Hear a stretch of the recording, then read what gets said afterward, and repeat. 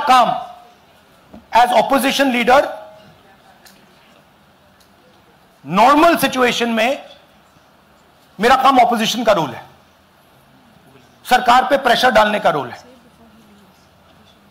मेरा काम हिंदुस्तान के लोकतंत्र को बचाने का नहीं है। मैं वो काम कर, यहां महाराष्ट्र में उसी मोडस ऑपरेंडी से, उसी सिस्टम से यहां पे वोट ऐड हुए हैं। आनंद में डिलीट, रजौरा में एडिशन, 6850। आपको याद होगा पिछले प्रेजेंटेशन में मैंने आपको नाम दिखाए थे, ये देखिए वही नाम यहां है। वही सिस्टम महाराष्ट्र में चल रहा है जो कर्नाटक में चल रहा था। नाम वैसे ही है, जेडब्ल्यू जेडब्ल्यू जेडब्ल्यू, पता वैसा है जेडब्ल्यू जेडब्ल्यू, नाम यू ऐसे किसी ने टाइप करके लगा दिया। तो जो ये काम कर रहा है, ये उत्तर प्रदेश में, हरियाणा में, बिहार में, कर्नाटक में, महाराष्ट्र में, वो ज्ञानेश कुमार जी, आप अपना काम कीजिए। आपने ओथ लिया है, आप हिंदुस्तान के चीफ इलेक्शन कमिश्नर हैं। आपसे कर्नाटक की सीआईडी सबूत मांग रही है।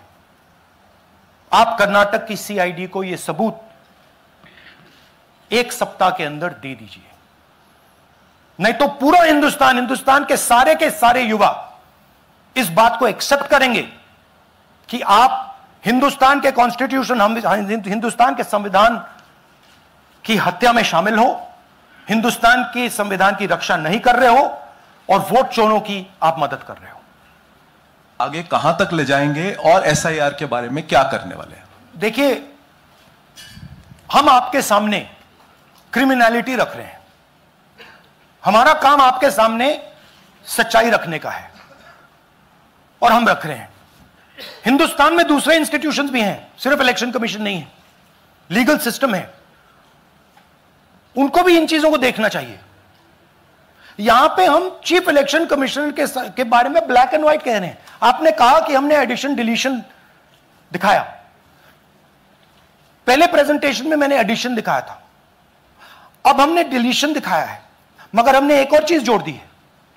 एडिशन और डिलीशन का सिस्टम, उसका स्ट्रक्चर, उसका तरीका, और हमने यह दिखाया है कि जो डिलीट कर रहा है, जो ऐड कर रहा है, महाराष्ट्र में, कर्नाटक में, यूपी में, वो एक ही आदमी है, एक ही फोर्स है। हमने आपको वो एड्रेसेस दिखाए।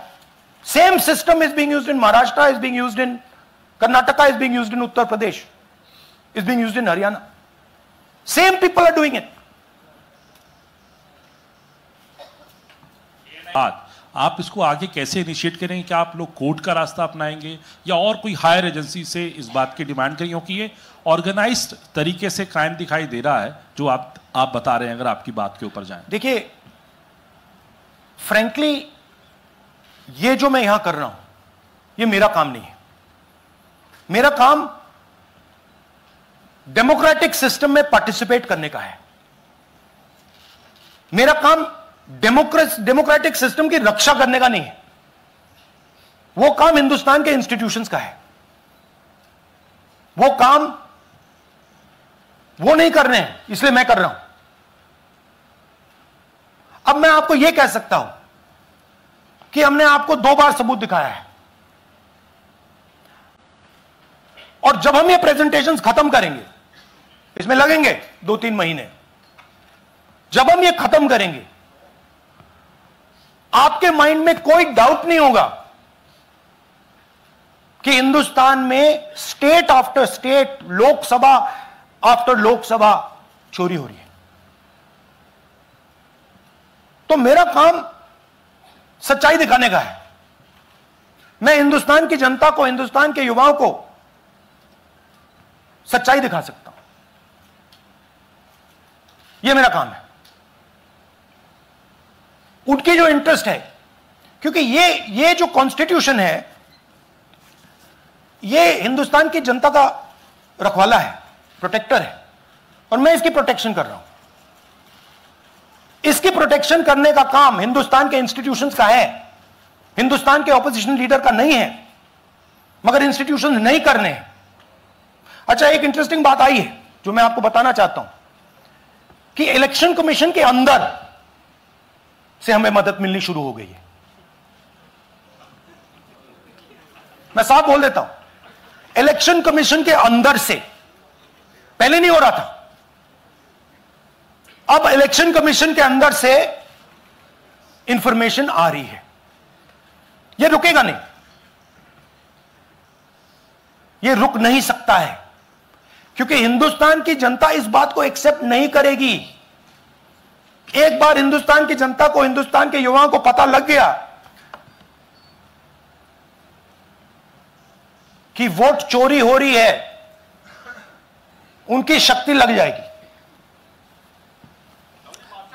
कि आपके पास पुख्ता सबूत है, ब्लैक एंड व्हाइट सबूत है, तो क्या अगर ईसीआई अभी जवाब नहीं देती है तो कोर्ट का रुख करेंगे? ये ऑप्शन है आपके पास, जाएंगे? देखिए, मैंने कहा कि मेरा काम एज ऑपोजिशन लीडर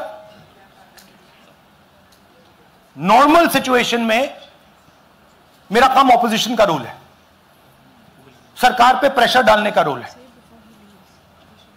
मेरा काम हिंदुस्तान के लोकतंत्र को बचाने का नहीं है। मैं वो काम कर रहा हूं, इस स्टेज पे मैं वो काम कर रहा हूं। तो मेरी सोच है कि as a patriotic Indian, as somebody who loves India, who loves the constitution, it is my duty to put the truth in front of the people of India. अब अगर हिंदुस्तान के इंस्टीट्यूशंस कुछ करना चाहते हैं, वो करेंगे। उनमें भी बहुत लोग हैं, जैसे मैंने आपसे कहा, मैं सरप्राइज हो रहा हूं, इलेक्शन कमीशन से लोग आ रहे हैं, इंफॉर्मेशन दे रहे हैं और बढ़ रहा है वो। क्या जब तक सीईसी ज्ञानेश कुमार अपने पद पर है, जैसा कि आप कह रहे हैं कि वो फ्री एंड फेयर इलेक्शन होने नहीं देंगे, तो तब तक इलेक्शन का मतलब क्या रह जाएगा? हाँ, तो आप इमेजिन कीजिए, और ये शॉकिंग बात ये है बस कि ये अभी शुरू नहीं हुआ, ये 10-15 साल से चल रहा है। ये सिस्टम है, ये स्ट्रक्चर है। हिंदुस्तान की जो डेमोक्रेसी है वो हाईजैक हो गई है। I am shocked frankly. Democracy, brothers and sisters, democracy can only be saved by the people of India. Nobody else can save democracy. Rahul Gandhi can come here and say something and say this is the truth. But the people of India, who I believe in, who I love, can do it. The day the people of India realize that आपका जो लोकतंत्र है, आपका जो संविधान है, वो आपसे चोरी हो गया है, उस दिन काम हो जाएगा। Thank you. राहुल गांधीने घेतले, त्यामुळे देवराम भोंगळे काल ज्यावेळी बोलत होते त्यांच्याशी, ते अत्यंत व्यथित होते। स्वाभाविक आहे, लोकांमध्ये माणसं जी काम करतात, त्या लोकांमध्ये काम करणाऱ्या माणसांना अशा पद्धतीने जर चुकीचं आक्षेप कोणी घेतलं, कोणी खोटं बोललं तर दुःख होणार। आणि म्हणून मी त्यांना आग्रह केला की तुम्ही आज या आणि तुमच्या व्यथाही मांडा। आज ते आलेले आहेत। खरं म्हणजे वोट चोरीचे बादशाह राहुल गांधी यांचा कालचा सो कॉल्ड हायड्रोजन बॉम्ब म्हणजे भिजलेला सुतळी बॉम्ब आहे, जो पेटत पण नाही आणि उडत पण नाही। काल त्यांनी अख्ख्या पत्रकार परिषदेमध्ये महाराष्ट्रातल्या राजुरा विधानसभेचं नाव घेतलं आणि राहुल गांधी केवळ वोट चोरीचे बादशाह नाहीत तर खोटं बोलण्यामध्ये सुद्धा त्यांची मास्टरी आहे, हे काल त्यांनी सांगितलं। काल ते असं म्हणाले की राजुरा विधानसभेमध्ये 6800 मतं ऍड केली गेली। प्रत्यक्षामध्ये राजुरा विधानसभेमधून 6868 मतं डिलीट करण्यात आली। म्हणजे राहुल गांधींचे सल्लागार कोण आहेत माहिती नाही. राहुल गांधी इतकी ढळढळीत खोटी माहिती कुठून आणतात माहिती नाही. ही खोटी माहिती इतक्या आत्मविश्वासाने कशी देतात तेही कळत नाही. जी माहिती जी मतदार 6,808 जरी सांगतात, प्रत्यक्षामध्ये 6,868 मतं डिलीट करण्यात आली, ही वस्तुस्थिती आहे. दुसरं,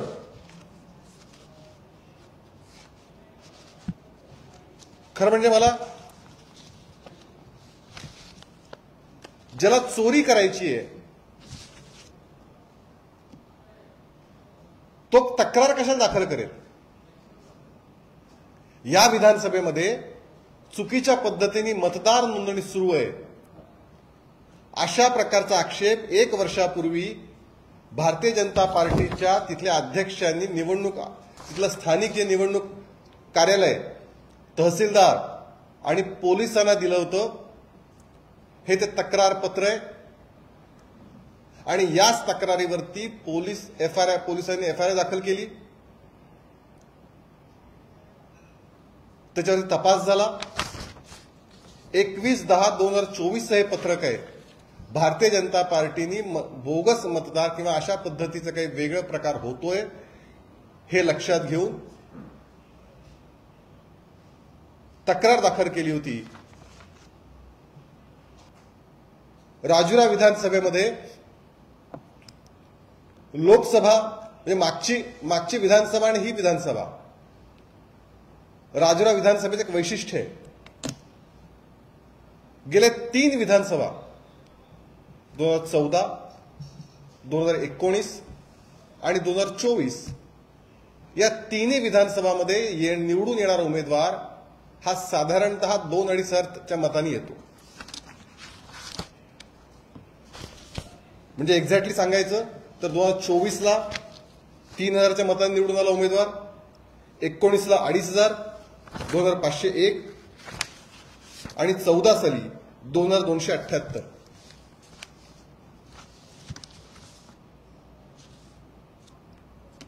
आश्चर्य म्हणजे भारतीय जनता पार्टीची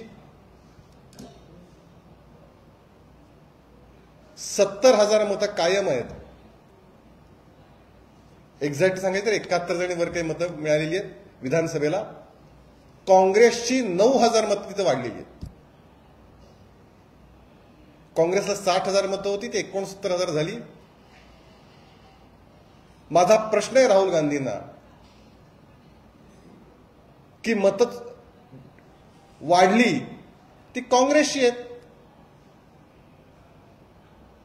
मग काँग्रेसच म्हणजे कालपासून आम्ही सांगतोय व्होट चोरीचे बादशाह राहुल गांधी आहेत. ते इथं पुन्हा एकदा दिसतं. भारतीय जनता पार्टीला 70,000 मतं होती, ती 71,000 मतं झाली आणि काँग्रेसला 60,000 मतं होती, ती 69,000 मतं झाली.